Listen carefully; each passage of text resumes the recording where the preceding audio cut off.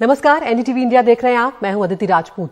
रूस और यूक्रेन के बीच जंग का छठा दिन है। रूस की सेना यूक्रेन की राजधानी कीव पर बमबारी कर रही है, तो वहीं खार्किव में भी संघर्ष जारी है। तो एक तरफ युद्ध जारी है और रूस और यूक्रेन के बीच पहले दौर की बातचीत भी पूरी हुई है। ये बातचीत 5 घंटे चली है। दोनों देशों के बीच बेलारूस में ये बातचीत हुई।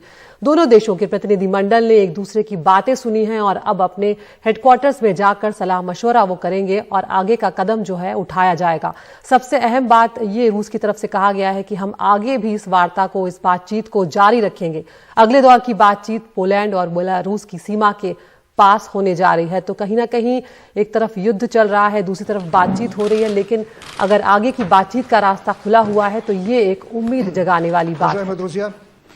Президент Беларуси просил встретить вас, приветствовать и обеспечить максимально вашу работу, как было договорено. Украинская и российская делегация провели сегодня первый раунд переговоров, основной целью которых было обсуждение вопросов прекращения огня на территории Украины и боевых действий. Стороны определили ряд приоритетных тем, по которым наметились определенные решения. Ради того, чтобы эти решения получили какие-то возможности имплементации в логистические решения, стороны уезжают для консультаций в столицы свои, и стороны обсудили возможность в ближайшее время проведения второго раунда переговоров, на которых эти темы получат уже конкретную практику развития. Спасибо. Начались переговоры с украинской стороной, которые длились примерно около 5 часов. За это время мы подробно прошли по всем пунктам повестки, нашли некоторые точки, по которым можно прогнозировать общие позиции. И самое главное, договорились продолжить переговорный процесс. Следующая встреча состоится в ближайшие дни на польско-белорусской границе. Есть соответствующие договоренности. До того времени каждая из делегаций, руководство каждой из делегаций проконсультируется по всем переговорным позициям с руководством страны. और हमारे साथ फोन लाइन पर जुड़ रही हैं हमारी सीनियर एडिटर कादम्बिनी शर्मा।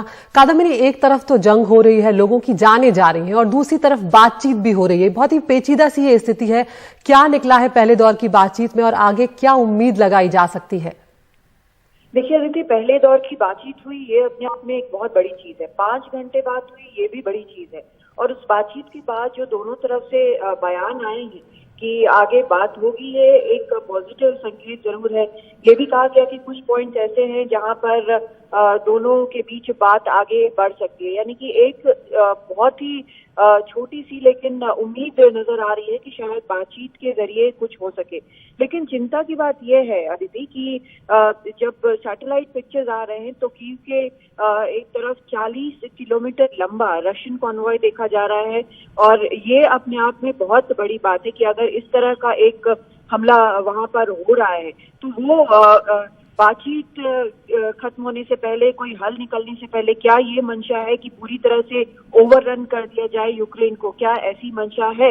दूसरी तरफ यूएन में आपने देखा, अभी जो आपने हमारे दर्शकों को सुनाया, आरोप लग रहे हैं कि वैक्यूम बॉम्ब इस्तेमाल किया गया है। यानी कि वो बम जो ऑक्सीजन खींच लेता है आसपास से और ह्यूमन बॉडी जो है बिल्कुल भाप बन के उड़ जाती है, पता भी नहीं चलता। तो ये अगर ऐसा हुआ है तो ये एक वॉर क्राइम है। दूसरी तरफ हम यहाँ पर देख रहे हैं भारत का अगर हम पक्ष देखें अदिति, तो भारत जो है अब तक एब्सटेन करता आया है। ह्यूमन राइट्स काउंसिल में भी भारत ने एब्सटेन किया है। उसने न पक्ष में न विपक्ष में वोट दिया है। यूएनजीए में जो बयान दिया है भारत के प्रतिनिधि ने, एम्बेसडर तिरुमूर्ति ने, उन्होंने कहा कि बहुत चिंतित है और लेकिन जो हल निकलेगा वो बातचीत से ही निकलेगा।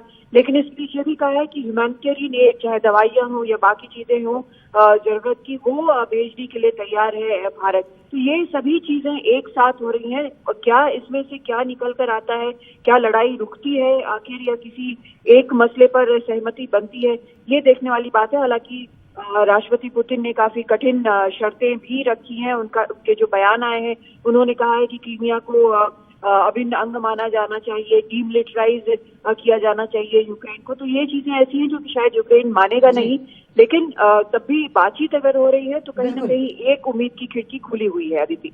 बिल्कुल कादम्बिनी, आप बने रहिए क्योंकि एक के बाद एक कई सारे अपडेट हैं इस खबर के, कई सारे पहलू, सब पर आपसे बातचीत हमें जारी रखनी है। तो एक तरफ बातचीत की पहल हो रही है, लेकिन इसके साथ ही रूस ने अपने हमले भी तेज कर दिए, जिसका जिक्र अभी कादम्बिनी भी कर रही थी। मैक्सर सैटेलाइट इमेजरी से जो मिली तस्वीरें हैं वो आपको दिखाने की यहाँ पर कोशिश कर रहे हैं, और उन तस्वीरों से साफ है कि भारी संख्या में रूसी सेना का जो काफिला है वो यूक्रेन के शहर कीव की ओर जा रहा है। और जिस वक्त की ये तस्वीर है उस वक्त ये काफिला कीव से 17 मील दूर का बताया जा रहा है। इन तस्वीरों के मुताबिक ये काफिला करीब 40 मील लंबा है, जिसमें सैनिकों के साथ आर्म्ड व्हीकल हैं, टैंक हैं, तोपखाने हैं, इस तरह की कई चीजें शामिल हैं। तो कादम्बिनी, ये हम जो तस्वीरें दिखा रहे हैं ये सैटेलाइट तस्वीरें हैं जो रूसी सेना का काफिला है। वही जो बात अभी आप कह रही थी कि एक तरफ आप उस तरह के हथियार इस्तेमाल कर रहे हैं जिन पर पाबंदी है, जिन पर मनाही है, जिनकी चौतरफा आलोचना हो रही है, और दूसरी तरफ आप बातचीत भी कर रहे हैं। तो ये तस्वीरें जो निकल कर आ रही हैं कादम्बिनी, ये तो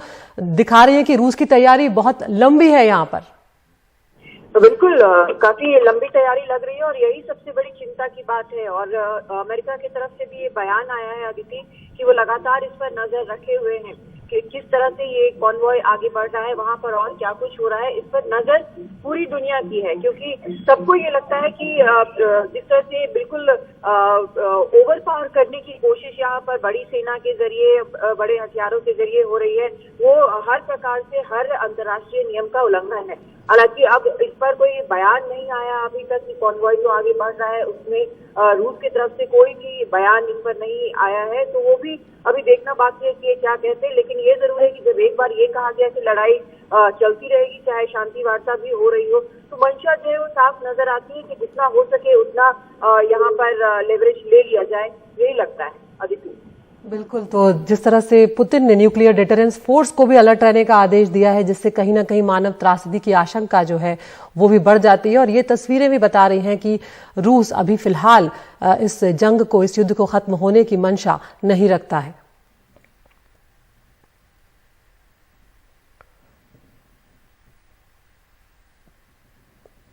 तो रूस और यूक्रेन के बीच युद्ध के जो चल रहा है उस बीच सोमवार को संयुक्त राष्ट्र महासभा के विशेष आपातकालीन सत्र के दौरान दोनों देशों ने एक दूसरे पर निशाना भी साधा है। यूक्रेन ने जहां पर संयुक्त राष्ट्र से आह्वान किया कि रूस उसके खिलाफ जारी हमले रोके, वहीं रूस का कहना था कि दुश्मनी की शुरुआत उसकी ओर से नहीं की गई थी और वो युद्ध खत्म करना चाहता है। वहीं यूक्रेन पर हमले को लेकर रूस के खिलाफ प्रस्ताव पर सभा को संबोधित करते हुए संयुक्त राष्ट्र के प्रमुख एंटोनियो गुटेरेस ने कहा कि अब बहुत हो गया और इस प्रस्ताव में रूस की निंदा की गई है और तत्काल युद्ध विराम के साथ यूक्रेन के क्षेत्र से रूसी सैनिकों को वापस बुलाने को भी कहा गया है। वहीं भारत के प्रतिनिधि ने कहा है कि विवादों का शांतिपूर्ण समाधान हो। उन्होंने कहा कि भारत सरकार का मानना है कि कूटनीति के रास्ते पर लौटने के अलावा और कोई विकल्प यहां पर नहीं है।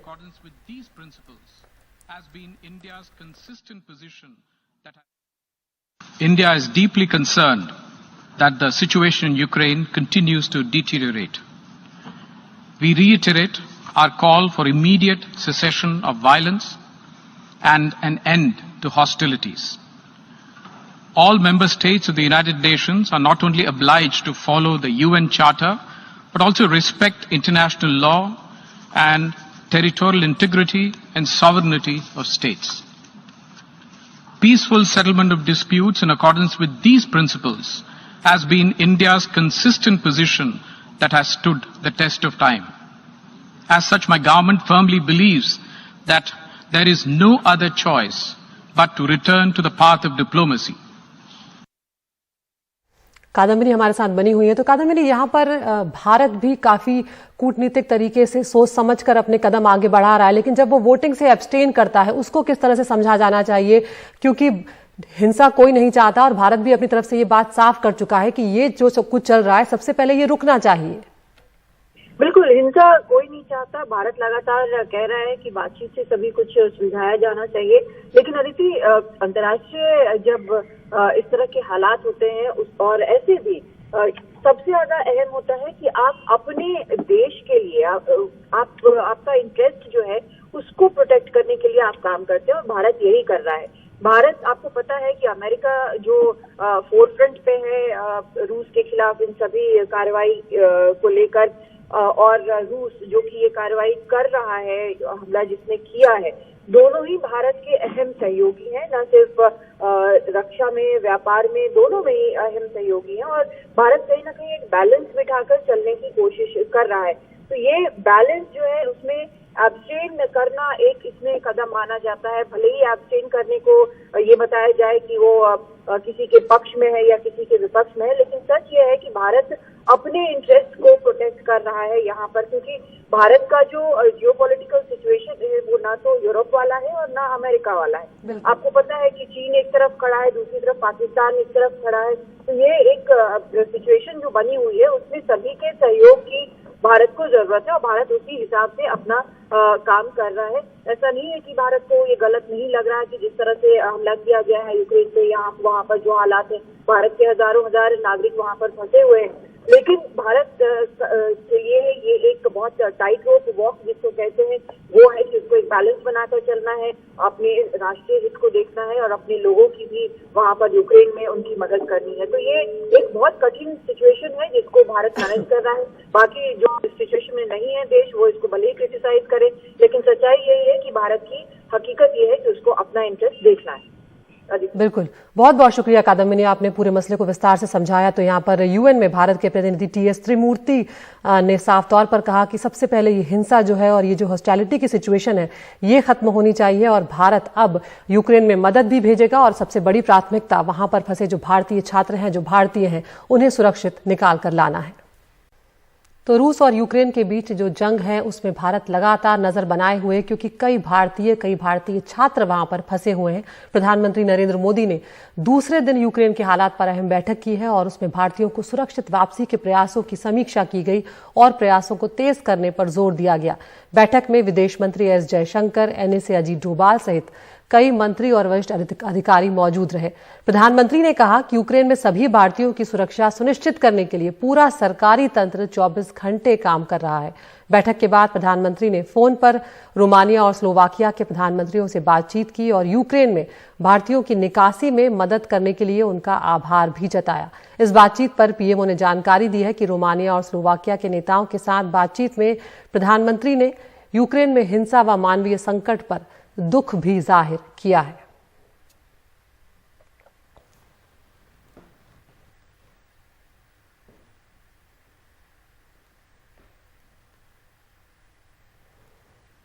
और विदेश मंत्रालय ने कीव में रह रहे छात्रों को रेलवे स्टेशन जाकर ट्रेन पकड़ने की सलाह दी है। हमारी दूतावास ने एक एडवाइजरी जारी की है कि जो है कीव शहर में स्टूडेंट्स, अभी वहां पे कर्फ्यू नहीं है, आप निकल के जितना दूर हो सकता है आप रिस्क ना लेके कीव स्टेशन पे जाइए। वहां से ट्रेन्स चल रही हैं, आई थिंक कुछ फ्री, बिना शुल्क के वहां पे ट्रेन्स चल रही हैं। भीड़ होगी, हमारे अभी देखा मैंने एडवाइजरीज को फॉलो कीजिए। तो यहाँ पर गाइडलाइंस फॉलो करने की बात कही जा रही है, लेकिन छात्रों की स्थिति क्या है वो भी आपको बताते हैं। यूक्रेन के कीव स्टेशन पर फंसे कुछ भारतीय छात्रों ने ये वीडियो एनडीटीवी को भेजा है। वो बता रहे हैं कि उनको ट्रेन में जाने नहीं दिया जा रहा है। फाइनली टुडे हम लोग आज रेलवे स्टेशन पे आए। इंडियन एम्बेसी ने बोला कि जितनी जल्दी इवैक्यूएट हो सकते हो रेलवे स्टेशन की तरफ हो जाओ। हम सब लोग यहाँ आए हैं। यहाँ आके सीन पता चल रहा है कि जो लोग हैं, जो ट्रेन में गार्ड्स है, वो सब किसी इंडियंस को चढ़ने नहीं दे रहे, किसी इंटरनेशनल लोग को चढ़ने नहीं दे रहे, कोई लड़की को चढ़ने नहीं दे रहे हैं, लड़के को चढ़ने नहीं दे रहे हैं। मारपीट हो रही है यहाँ पे। यहाँ पे आप एक बार देखोगे तो कितनी भीड़ है। एक बार मैं दिखाना चाहूँगा कितने इंडियंस यहाँ पे बैठे हुए हैं। यहाँ पे इतने सारे इंडियंस बैठे हुए हैं। हम लोगों ने अपना देश का फ्लैग भी अपने साथ रखा है, क्योंकि यहाँ पे इतना डर है लोगों को कि कुछ हो ना जाए, कुछ कर ना दे ये लोग। हम सब लोग बस बैठ के यही उम्मीद कर रहे हैं इंडियन एम्बेसी से कि ये लोग हमें जल्द से जल्द यहाँ से इवैक्यूएट करें, हम लोग को सेफ लोकेशन हंगरी पहुँचा दे, हम लोग आराम से अपने घर पे जाके सब लोग से मिले। सब लोग वहाँ पे टेंशन है, सब लोग टेंशन में है। Indian embassy we request you to evacuate us as soon as possible. We are students from Kyiv. The embassy told us that we are being evacuated today, and we came all the way to Kyiv railway station, and we are being thrown out to the train. They are not even allowing us in. Indian students are being attacked with sticks and stuff.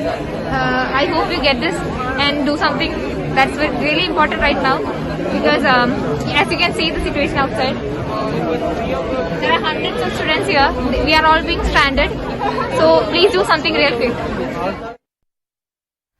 तो बहुत मुश्किल हालात में ये छात्र, ये लोग वहां पर फंसे हुए हैं और उनकी स्थिति की, उनकी मुश्किलों का आप अंदाजा भी नहीं लगा सकते। और अब भी बड़ी तादाद में भारतीय छात्र हैं जो यूक्रेन से निकाले जाने का इंतजार कर रहे हैं। राजधानी कीव में कई भारतीय छात्र फंसे हैं जो रेलवे स्टेशन तक पहुंचे हैं। उनसे बातचीत की है हमारी संवाददाता ज्योति हायर ने, वो आपको सुनवाते हैं।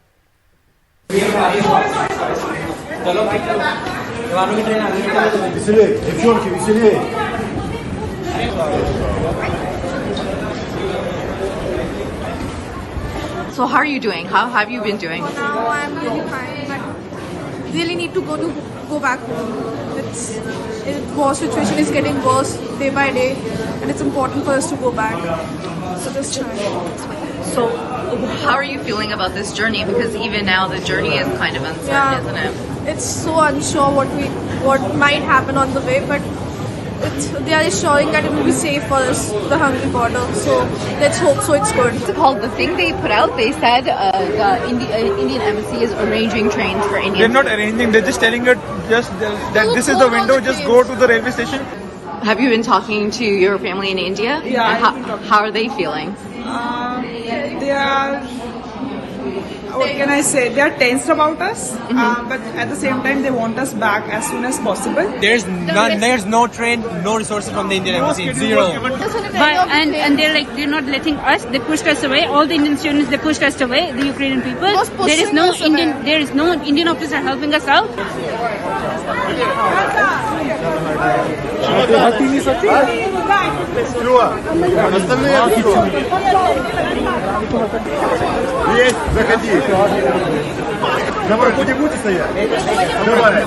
What do they want? तो रूस और यूक्रेन के बीच जंग की स्थिति में जिन परिवारों के अपने बच्चे वहां पर फंसे हुए हैं, उनकी मनःस्थिति बेहद इस वक्त खराब चल रही है। वो बेहद परेशान है कि किसी तरह से उनके बच्चों को तुरंत भारत वापस लाया जाए। कई छात्र वहां पर फंसे हुए हैं। कीव में भारतीय दूतावास ने छात्रों को वीकेंड कर्फ्यू हटाए जाने के बाद रेलवे स्टेशन पहुंचने को कहा, लेकिन इन छात्रों का आरोप है कि स्टेशन पर इनके लिए कोई भी इंतजाम यहां पर नहीं था और इन्हें ट्रेन से धक्के मारकर बाहर निकाला जा रहा है। वहां का हाल बता रही है एक भारतीय छात्रा Shreya Kumar. Hello, this is Shreya and I was stuck in Kyiv, Ukraine. Today morning we received an advisory from the embassy saying that we should reach the nearest railway station, which we did. We reached here at around 11 in the morning, and when we reached here we found out that there was no arrangements made by the embassy whatsoever for Indians. There was no special trains, no Indian officials, none were seen. Their phone numbers, when we tried calling them, they didn't receive their calls. Few of them were switched off. When we asked, then when we did find trains, we were kicked out. We weren't allowed to board the trains only due to the fact that we were Indians. So we are stuck here. We are at the railway station right now, as you can see. There is the curfew started. We've heard news that the bombings have also started here in Kyiv, and we are waiting in the waiting room without food. I've eaten nothing from morning, I swear to God. So this is a request for the embassy. Thank you. Uttar Pradesh में चुनाव से ठीक पहले BJP और मंत्री पद छोड़कर सपा में शामिल हुए स्वामी प्रसाद मौर्य को सपा ने कुशीनगर की फाजिल नगर सीट से उम्मीदवार बनाया है। स्वामी प्रसाद मौर्य अपने प्रचार में 85 बनाम 15 की बात कर रहे हैं, लेकिन उनकी राह फाजिल नगर से आसान नजर नहीं आ रही है। हमारे सहयोगी सौरभ शुक्ला की एक खास रिपोर्ट।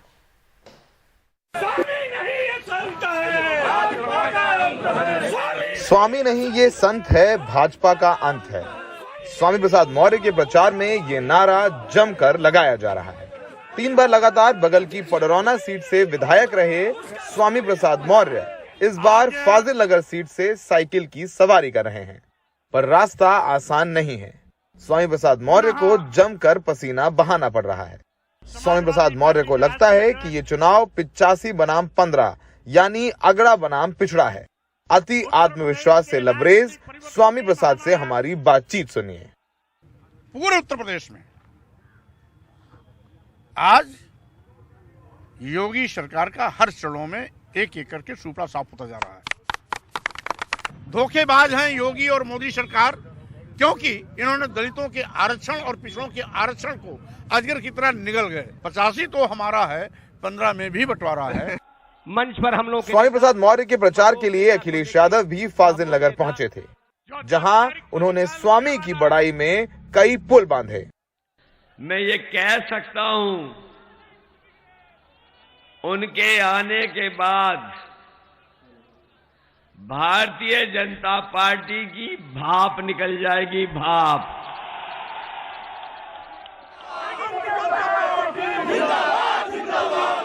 बीजेपी ने फाजिल नगर सीट से सुरेंद्र कुशवाहा को मैदान में उतारा है। सुरेंद्र के पिता लगातार 2 बार से फाजिल नगर से चुनाव जीते हैं और इस बार बीजेपी ने उनके बेटे पर विश्वास दिखाया है। सुरेंद्र कुशवाहा अपने प्रचार में स्वामी प्रसाद मौर्य को गद्दार और बाहरी बताते हैं।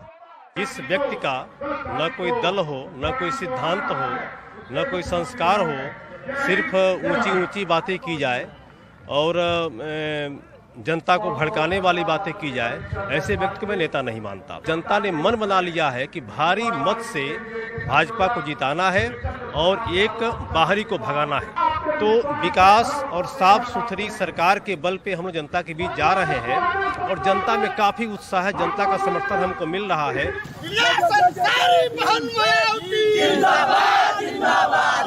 स्वामी प्रसाद मौर्य का खेल सपा से बागी हो बसपा से चुनाव लड़ रहे इलियास अंसारी खराब कर सकते हैं। इलियास सपा से टिकट मांग रहे थे, लेकिन स्वामी का टिकट फाइनल होने के बाद बसपा चले गए। स्वामी भले ही अपनी जीत का दम भर रहे हों, पर जरा फाजिल नगर के लोगों की राय सुनिए। 2 चुनाव भाजपा में थी, बहुजन में गए तो उनको हराए, उनसे निकले तो साइकिल में गए तो उनकी सरकार बनी, उससे निकले तो फिर इनकी में गए तो 5 साल इनके में मंत्री रहे, फिर उनसे निकले तो यही दल बदलूंगा तो काम है। जो भारतीय जनता पार्टी की है। अच्छा, क्यों ऐसा क्यों लग रहा है भारतीय जनता पार्टी अच्छा कर रही है? काम किया है भारतीय जनता पार्टी ने।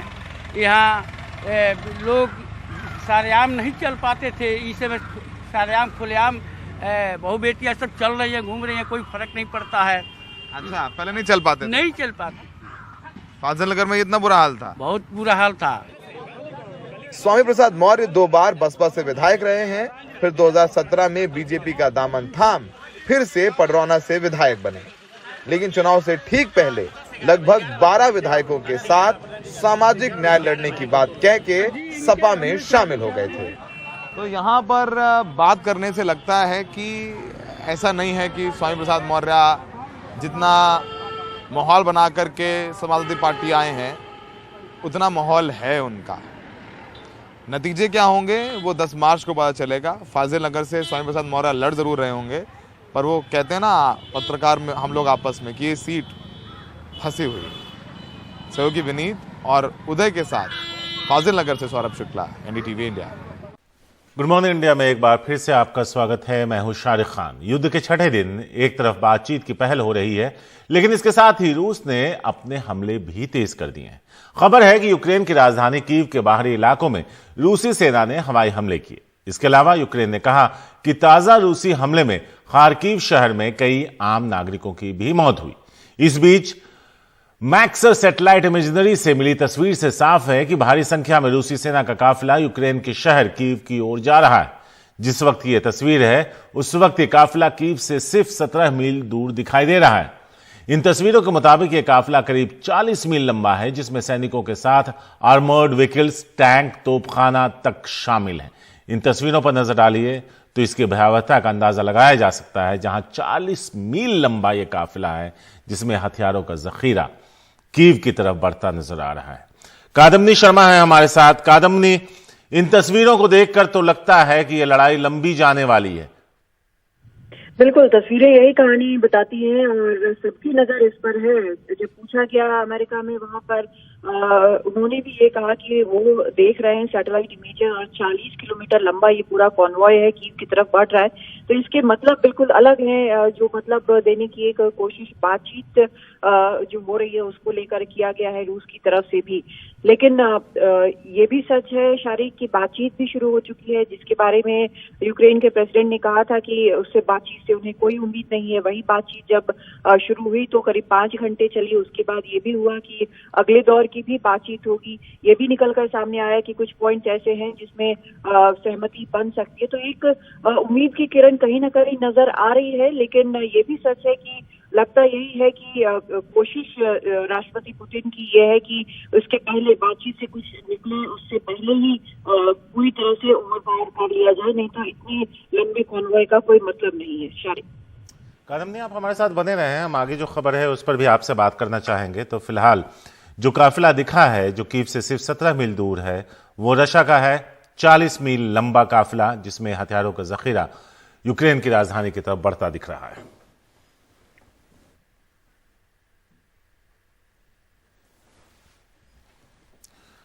ब्रिगेडियर खन्ना है हमारे साथ, उनके पास चलते हैं। बीके खन्ना, उनसे जानते हैं। ब्रिगेडियर साहब, जो तस्वीरें हैं जो कीव की तरफ बढ़ता काफिला है वो 40 मील लंबा है। ऐसे में क्या रशिया इस लड़ाई को लंबा खींचना चाहता है या फिर इन जखीरे के जरिए वो जल्द से जल्द कीव पर और यूक्रेन को घुटनों पर लाना चाहता है? धन्यवाद। पहले तो आपने हमको यहाँ पर आपके चैनल में बुलाने के लिए। देखिएगा ये जो एक ये टैक्टिक्स है, इनिशियली जब भी हमने देखा कि जो उनकी जो इनिशियली जो फौज आई है तो आई थी शुरू के अंदर पिछले बृहस्पतिवार को, तो वो मतलब जो है उनकी फास्टेस्ट किसी तरीके से वो अपना जो है एक किस्म से रूट बना ले। और अभी ये जो 40 मील का लंबा काफिला दे रहा है, ये लंबा मतलब ये है, ये उनको जितने भी बड़े बड़े शहर हैं उनको चारों तरफ से घेरने के लिए और उनको जो है सीज करने के लिए, उसके चारों तरफ से घेराबंदी करने के लिए है। और ये उसके बाद में जो होगी जो लड़ाई है जिसको हम आर्मी में कहते हैं फिबुआके, fighting in the built up area.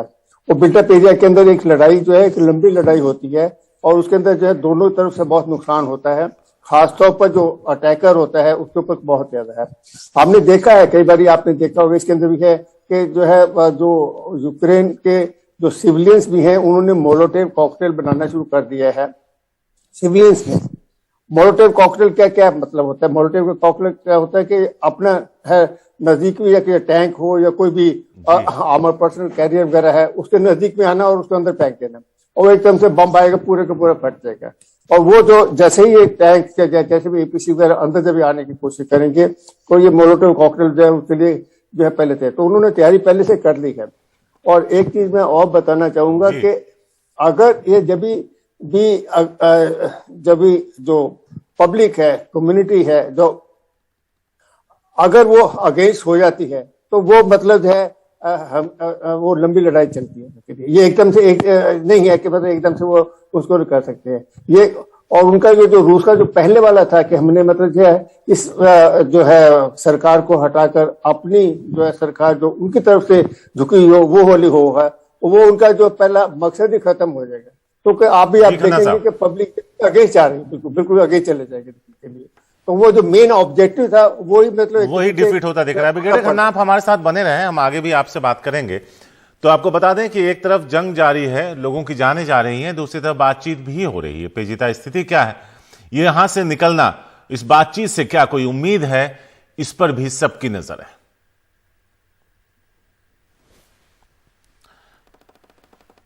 कादम्नी Sharma है हमारे साथ इस बारे में ज्यादा बात करने के लिए। सीधे कादम्नी के पास चलते हैं। कादम्नी, बातचीत जो हुई 5 घंटे, क्या कोई खबर वहां से निकल कर आई, किन मुद्दों पे हुई? क्या कोई ऐसा कोई एक टॉपिक है जिस पर दोनों की सहमति बनती नजर आ रही हो, या अभी बहुत जल्दी है कुछ उम्मीद करना? शायद अभी थोड़ी सी जल्दबाजी है इसमें ज्यादा बहुत कुछ रीड करना, क्योंकि 5 घंटे बातचीत चली है ये अपने आप में सबको आश्चर्यजनक लग रहा है, क्योंकि साफ तौर पर यहाँ पर यूक्रेन के राष्ट्रपति ने कहा था कि उनको बातचीत से कोई उम्मीद नहीं है, लेकिन कोई ये ना कहे कि एक छोटी सी कोशिश थी वो भी उन्होंने नहीं की लड़ाई रोकने की, तो ये उन्होंने कहा था, इसलिए इस बातचीत में वो शामिल हुए। हालांकि पहले मना कर दिया गया था उनकी तरफ से, लेकिन बातचीत 5 घंटे चली। उसके बाद दोनों पक्षों ने ये कहा है कि वापस अपने अपनी राजधानियों को लौटेंगे, जो बातचीत हुई है उस पर सलाह मशवरा करेंगे। उसके बाद दूसरे दौर की एक बातचीत होगी, जो कि रूस के प्रवक्ता के मुताबिक ये एक कॉन्क्रीट बातचीत होगी उसमें आगे बढ़ने के लिए। इसके पहले जब ये सब शुरू होने के पहले ये भी कहा गया था कि ज़ेलेंस्की जो है यूक्रेन के राष्ट्रपति, वो तैयार हैं इस बात के लिए कि न्यूट्रल हो रहे, यानी नेटो में जाएंगे या नहीं, इस बात की न्यूट्रलिटी को भी लेकर वो सोच सकते हैं। तो इस पर भी एक फैक्टर था कि हो सकता है, लेकिन इस पे बातचीत हुई है कि नहीं, पॉइंट वाइज इसमें अभी साफ नहीं हुआ है दोनों तरफ से। लेकिन ये कहना कि बातचीत हुई, 5 घंटे हुई, कुछ पॉइंट्स पर सहमति बनी है और हम वापस बातचीत के टेबल पर आएंगे, ये अपने आप में थोड़ी उम्मीद जगाता है कि शायद बातचीत से हल निकल आए, इसके पहले कि पुतिन कोशिश करें कि यूक्रेन पूरी तरह से घुटने टेक दे उनके सैन्य पावर के सामने। शुक्ला कादम्बनी, हमारे साथ 2 मेहमान भी जुड़े हैं, जिसमें अश्विनी कुमार दिनकर हैं जो यूक्रेन से लौटे छात्र हैं, और ब्रिगेडियर बीके खन्ना, जिनसे हमने कुछ देर पहले बात भी की थी, वो भी हमारे साथ सुरक्षा विशेषज्ञ के तौर पर जुड़े हैं। अश्विनी कुमार के पास चलते हैं। अश्विनी, पहले ये बताओ, तुम वापस कब आए? पहला, कहां थे, किस बॉर्डर से निकलकर कहां से फ्लाइट ली, और उस बॉर्डर तक पहुंचना तुम्हारे लिए कितनी बड़ी जंग थी?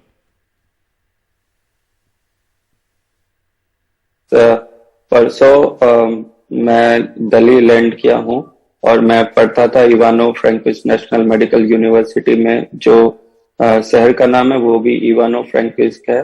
मैं वहां से 250+ किलोमीटर अप्रॉक्स है रोमानिया बॉर्डर, मैं वहां पे गया और रोमानिया बॉर्डर क्रॉस करने में मुझे अप्रॉक्स 13 आवर लगे, क्योंकि वहां पे बहुत ज्यादा भीड़ था। जो लोकल यूक्रेनियन हैं वो भी बाहर मूव आउट कर रहे हैं। यूक्रेन की ऑलमोस्ट 50% वुमेन जो है वो बाहर जा रही हैं, और तो इसलिए वहां पे बहुत क्राउड हो जाता है। फिर मैं रोमानिया बॉर्डर एंटर किया, वहां से मुझे इंडियन एम्बेसी रिसीव की और फिर मेरी फ्लाइट और बॉर्डर से मुझे फ्लाइट तक ले जाने के लिए पासेज अरेंज किया गया और मुझे दिल्ली में मेरी जो होम स्टेट है बिहार वो रिसीव की और फिर मुझे घर तक ड्रॉप किया गया। अश्विनी, बहुत छोटा सा सवाल, इसका छोटा सा जवाब हम चाहेंगे, आगे भी तुमसे बात करेंगे। बॉर्डर तक पहुंचने के लिए तुमने बताया 250 किलोमीटर का सफर किया, वो सफर कितना मुश्किल था?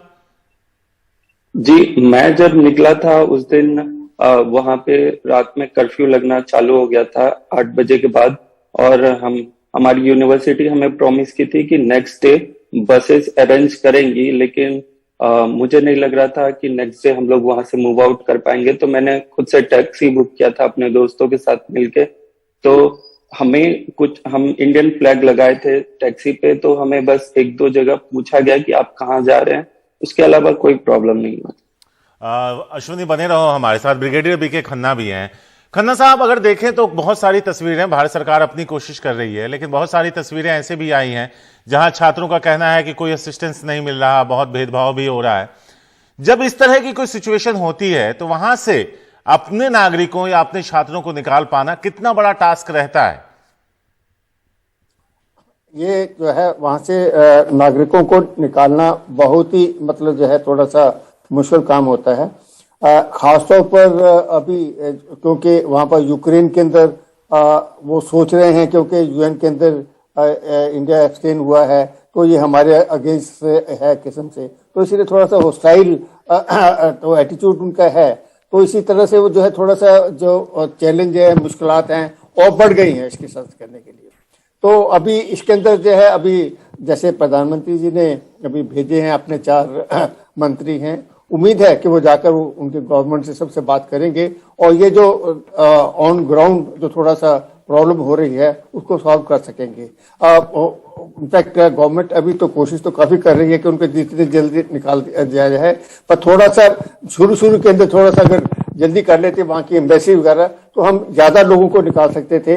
पर एनीहाउ इनफैक्ट अभी जो हो गया तो ठीक है, पर अभी से मतलब जो है ये एक ऐसा कदम था कि अभी जो है हायर लेवल के ऊपर जो है मिनिस्टर को वहां पर भेजा है और वो अपनी तरफ से होपफुली जो है उनको काम करने। कल मैं देख रहा था कि वहां पर जो रूस के पोलैंड के जो एम्बेसडर हैं यहाँ पर, वो कह रहे थे कि हमारी तरफ से तो कोई प्रॉब्लम नहीं है। ये एक जो 2 वीडियो हमने देखे हैं वो पोलैंड और यूक्रेन बॉर्डर के ऊपर ही थे कि लोग कह रहे थे हम बहुत फंसे हुए हैं ज्यादातर। पर अगर पोलैंड वाला जो एम्बेसडर जी कह रहे थे कि नहीं ऐसी कोई बात नहीं है, हम मतलब पूरा कोऑपरेशन करेंगे और हम कोई भी डिस्टिंग्विशिंग नहीं कर रहे हैं इंडियन स्टूडेंट के लिए और बाकी के जो नागरिक है करने के लिए। तो ये भी एक अच्छी बात है। तो उम्मीद है कि हम आने वाले दिनों के अंदर जो है हम तो सबसे पहले तो सब यही चाहेंगे कि जितनी जल्दी हो रही लड़ाई खत्म हो जाए ताकि वो आराम से आ सके। पर फिर भी अगर ये चढ़ेगी लड़ाई, अगर ये क्योंकि लगता नहीं है कि मतलब लड़ाई खत्म है, क्योंकि दोनों साइड के अंदर जो है अभी चाहते नहीं है। बिगड़े साहब, आपका बहुत बहुत शुक्रिया। और अश्विनी, हम चाहेंगे तुम हमारे साथ बने रहो, ब्रेक के उस पार जब लौटेंगे तो तुमसे और बात करेंगे। फिलहाल वक्त एक छोटे से ब्रेक का है। And you will have agitated border guards on both the sides. Now, in these circumstances, if you do not have patience and do not follow the instructions, things can go wrong. So, on a personal basis for you, you've been a general in the past, but you're a general now from Team Modi as well. Earlier also you went to Yemen, you carried out a rescue operation. Any remembrance of that? And as the late Sushma Swaraj once says that, even if you are stuck on planet Mars, our embassies will get you out from there. I told you that is the philosophy of the government led by Modi ji. And we are all working for it. And I'm sure we'll be able to achieve the task given to us. और हमारे साथ अश्विनी कुमार दिनकर जुड़े हुए हैं जो Ukraine से लौटे छात्र हैं। उनके पास वापस चलते हैं, उनसे बात करते हैं। अश्विनी, जब वहां पर बॉर्डर पर पहुंचे आप, तो किस तरह का असिस्टेंस मिला आपको वहां, या फिर परेशानियों का सामना करना पड़ा था जब आप वहां थे? जब मैं बॉर्डर पे पहुंचा तो वहां पे जो यूक्रेनियन सिटीजन थे उनमें से कुछ लोग हमें केक्स और एप्पल्स दे रहे थे एज ए वेलकमिंग कि आप आइए खाइए। जो वहाँ के एनजीओ थे वो वर्क कर रही थी। और फिर जब भीड़ बढ़ने लगी तो वहाँ पे बहुत सारे प्रॉब्लम स्टार्ट हो गए, जैसे कि जो भीड़ हुई तो वहाँ की जो गार्ड्स थी वो हमें प्रायोरिटी उतना नहीं दे रहे थे, क्योंकि उनकी लोकल पॉपुलेशन जो बॉर्डर्स पे थी वो बहुत ज्यादा बढ़ गई थी। तो वो लोग पहले उनको मूव कर रहे थे। जो प्रेग्नेंट वुमेन थी, जो बच्चों के साथ थी, उनको प्रायोरिटी दे रहे थे rather than all the foreigners. वहां पे सिर्फ ऐसा नहीं कि इंडियंस को रोका जा रहा था, जितने भी फॉरेनर्स थे उनको रोका जा रहा था कि आप इंतजार कीजिए, पहले जो प्रेग्नेंट लेडी हैं, जो बच्चों के साथ है, और जो यूक्रेनियन बूढ़ी औरतें हैं, उनको पहले बाहर निकाला जाए। तो वो हमें रुकने के लिए बोल रहे थे। और वहां पे कर्फ्यू टाइम भी था सुबह 8 बजे तक, और तब तक तो बिल्कुल भी एंट्री नहीं दिया हम लोगों को क्रॉस करने के लिए। शुक्रिया दिनकर आपका हमारे साथ बात करने के लिए और वहां के हालात बताने के लिए। फिलहाल वक्त एक छोटे से ब्रेक का है। रूस और यूक्रेन के बीच युद्ध के बीच सोमवार को संयुक्त राष्ट्र महासभा के विशेष आपातकालीन सत्र के दौरान दोनों देशों ने एक दूसरे पर निशाना साधा। यूक्रेन ने जहां संयुक्त राष्ट्र से आह्वान किया कि रूस उसके खिलाफ जारी हमले रोके, वहीं रूस का कहना था कि दुश्मनी की शुरुआत उसकी ओर से नहीं की गई है और वो युद्ध खत्म करना चाहता है। वहीं यूक्रेन पर हमले को लेकर रूस के खिलाफ प्रस्ताव पर सभा को संबोधित करते हुए संयुक्त राष्ट्र के प्रमुख गुटेरस ने कहा कि अब बहुत हो गया। इस प्रस्ताव में रूस की निंदा की गई और तत्काल युद्ध विराम के साथ यूक्रेन के क्षेत्र से रूसी सैनिकों को वापस बुलाने को कहा गया। वहीं भारत के प्रतिनिधि ने कहा कि विवाद का शांतिपूर्ण समाधान हो। उन्होंने कहा कि भारत सरकार का मानना है कि कूटनीति के रास्ते पर लौटने के अलावा और कोई विकल्प नहीं। India is deeply concerned that the situation in Ukraine continues to deteriorate. We reiterate our call for immediate cessation of violence and an end to hostilities. All member states of the United Nations are not only obliged to follow the UN Charter, but also respect international law and territorial integrity and sovereignty of states. Peaceful settlement of disputes in accordance with these principles has been India's consistent position that has stood the test of time. As such, my government firmly believes that there is no other choice but to return to the path of diplomacy. As of today, 352 people, including 16 children, were killed on the Ukrainian side, and 2,040 Ukrainians, including 45 children, wounded during the first 5 days of the Russian invasion. And this number is growing non-stop. The Russian troops are suffering losses: aircrafts, helicopters, tanks, trucks, personnel. The aggressor forces have already lost more than 5,000 in manpower during the first days of aggression. The General Assembly should be vocal in demanding from the Russian Federation to stop its offensive against Ukraine. In recognizing Russian actions as an act of aggression against a sovereign and independent state, in demanding from Russia to immediately, completely, and unconditionally withdraw its forces from the territory of Ukraine within its internationally recognized borders. We stand firmly by Ukraine and its people. We deplore the loss of life and human suffering. This is a dire humanitarian catastrophe, and humanitarian needs are rapidly increasing. With the toll of IDPs and refugees rising, humanitarian support is a priority in the wider package of EU support offered to Ukraine in these trying days.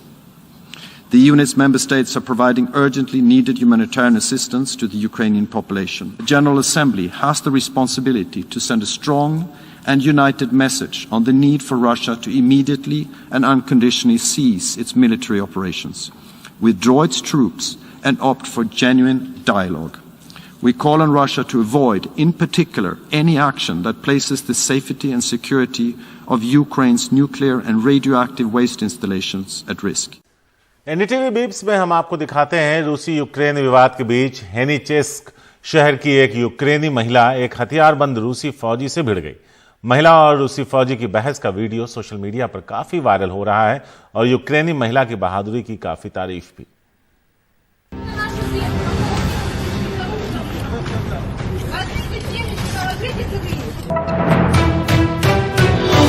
Вчення, звідки ви? Які вчення? Ви що, росіяни? Якого хера ви тут робите? Ну, сейчас наш с вами разговор ни к чему не приведет. Вы оккупанты, вы фашисты, вы пришли на нашу землю. Хорошо. Какого хера вы пришли с оружием к нам? Кто сказал? Вы фашисты, вы пришли на нашу землю. Хорошо. Какого хера вы пришли с оружием к нам? Кто сказал? Возьмите семечки, положите сырыми, чтобы хоть подсолнухи росли, когда вы здесь ляжете. Сейчас наш разговор ни к чему не приведет. Давайте не будем усугублять это.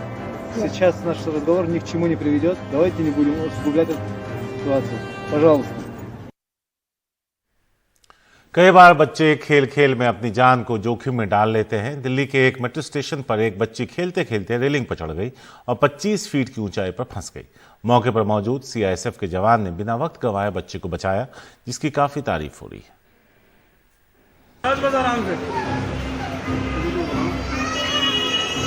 आराम से बस पकड़े रहे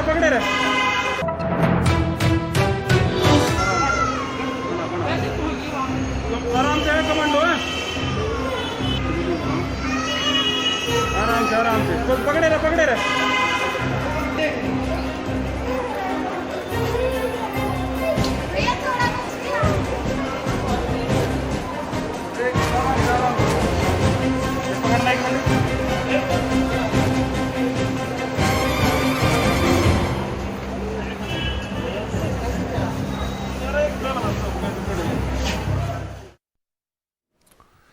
पूर्व cricketer Sachin Tendulkar ने एक बार फिर लोगों के दिलों को जीत लिया, लेकिन इस बार उन्होंने अपने बल्ले से नहीं बल्कि अपनी दयालुता से ऐसा किया।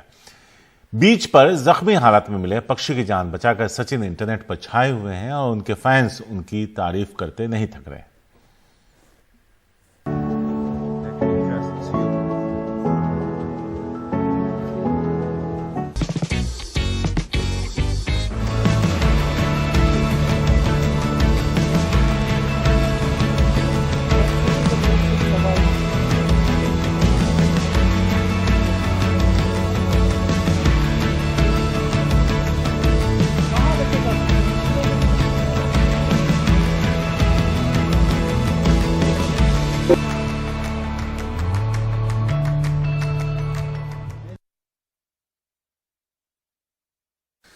एनडीटीवी इंडिया में हमने आपको 2 घंटे में कई सारी खबरें दिखाई। अब हम चाहते हैं कि आप एनडीटीवी इंडिया के यूट्यूब चैनल पर जाइए, पोल में हिस्सा लीजिए और जो 5 खबरें हम आपको दिखाने जा रहे हैं उन खबरों में से बताइए कौन सी खबर है जो आप दिन भर विस्तार से देखना चाहते हैं। पहली खबर, कीव के पास रूसी सेना का 40 मील लंबा काफिला। नंबर 2 पर रूस पर खतरनाक वैक्यूम बम के इस्तेमाल का आरोप। नंबर 3 पर यूक्रेन के लिए भारत भेजेगा मानवीय मदद। नंबर 4 पर कीव स्टेशन पर फंसे भारतीय छात्र। और आखिर में महंगाई की मार, अमूल दूध 2 रुपए प्रति लीटर महंगा।